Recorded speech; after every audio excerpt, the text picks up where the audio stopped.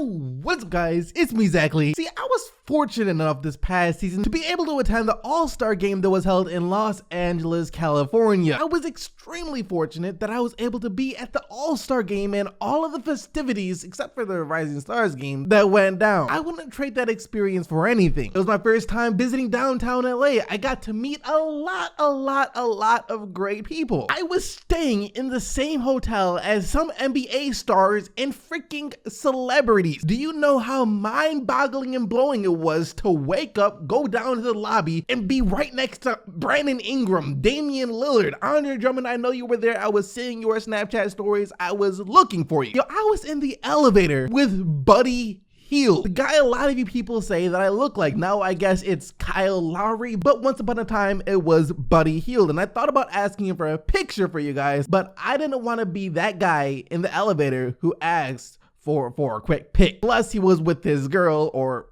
a girl. I ain't trying to say much about it, but I'm just saying something seemed a little off. But anyways, bottom line is I was super fortunate to be in the position where I was sent out to the All-Star game. And as a kid, that's something that only would have happened in my wildest of dreams. That being said, somehow I think the actual festivities of the All-Star game were actually more boring in real life than they would have been if I was just watching them at home on my computer, especially the skills challenge. And look, the NBA did try and spice things up for the All-Star game last year by getting rid of the East versus West and introducing team captains with the invisible draft that we did not get to see. Also giving players a little more incentive to try harder by putting money for charity up on the line for the winning team. So they tried to make things more entertaining for us, and I guess in a way, it was more entertaining than it had been for the past few years, but overall, I think at least I would have still preferred just to be watching a regular game. And I'm not even talking about a couple of elite teams playing each other. I could have been happy watching the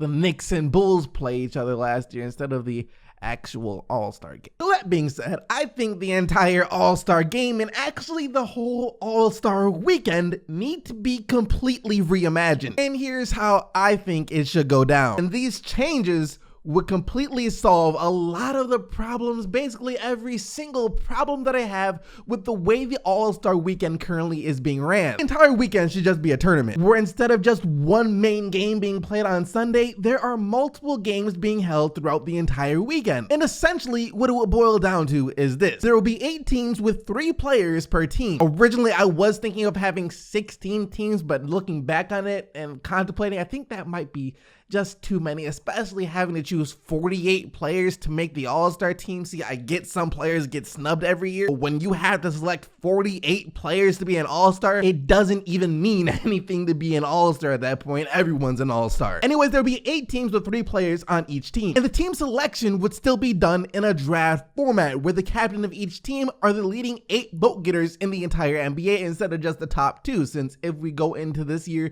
the same way as last year, who are we kidding? The captains are once again going to be LeBron James and Stephen Curry. Let's just keep it 100% real. So the top 8 guys get to be the captains of their teams. And on Friday, the first day of the All-Star weekend, the NBA can still hold the Rising Stars game, except instead of the World versus US, let's go back to the Team Shaq versus Team Chuck format that was so much better. So that can remain completely the same, except during halftime, I think they should hold the draft for the tournament, the 3v3 tournament, where it's live and broadcasted to the entire world so we can actually see it go down, please. So hold the draft for the tournament during halftime and then just proceed to the second half of the Rising Stars game, and that can be it for Friday night. Cool so far, right? But now this is where things get a heck of a lot different, because instead of the typical All-Star Saturday that includes that terrible, absolutely painfully boring to watch skills challenge, like just get rid of that completely. I do not want to see that again. Instead of that, we just get right into the main event. The 3v3 tournament gets underway, and oh, as for which teams play which and how they decide who plays who, it's done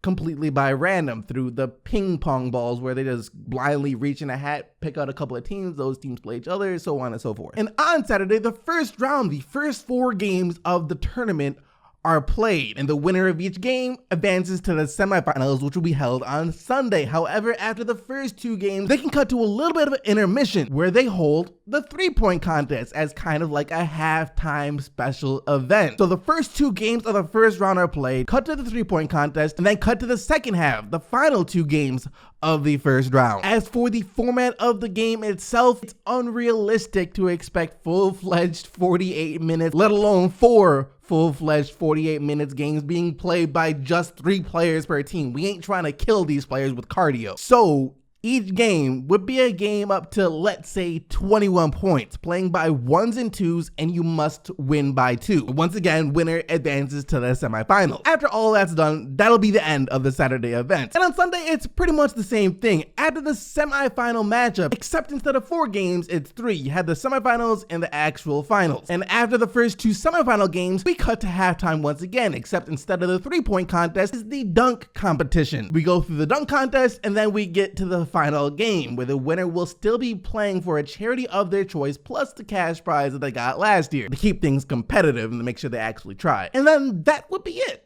That would be the All-Star Weekend. Now, if you were to ask me, then I'd say that would be the most entertaining All-Star Weekend in the history of sports. I mean, there will be legit excitement to it. And not only that, but the players selected to be in the All-Star game would actually get to be able to play in the All-Star game. Since with the way things are formatted right now, where we have 12 or 13 players per team, and the coaches have to try and make sure that every player at least touches the court, there are at least a handful of players every single year that only get to play for about 5 minutes in the All-Star game, and during their time on the court, they don't get to do anything, which sucks for some fans because some of those players are some fans' favorite players. Take me, for example, a Detroit Pistons fan. The 2 times Andre Drummond was in the All-Star game, I was excited to see him in the All-Star game, to see a Pistons player in the All-Star game, but then the All-Star game comes around and he doesn't get to play much, and when he is on the court, he doesn't get to get very involved since there are 4 other guys on the court with him, and there's not as much of a team game. It's kind of like a show-off thing. So that was kind of disappointing. But now, if he was just on a team of 3, at the very least, I would get to see him play during the All-Star weekend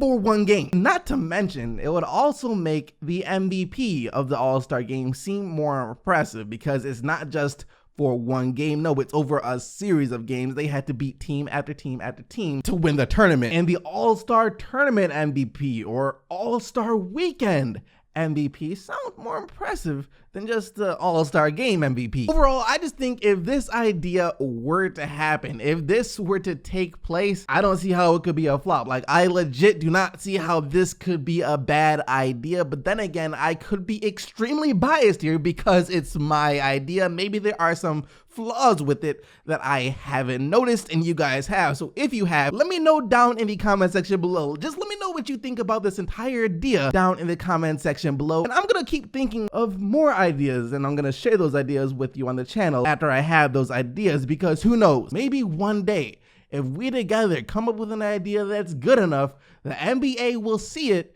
and they might actually consider it. That would be amazing. Like, how amazing would it be if all of us came up with an idea and then the NBA actually implemented something similar to that idea? We could change history. Anyways, that is going to do it for today, I suppose. Thank you guys for watching. You already know that you are the real MVPs, and I'll see you back here tomorrow. But until then, I'm out of here.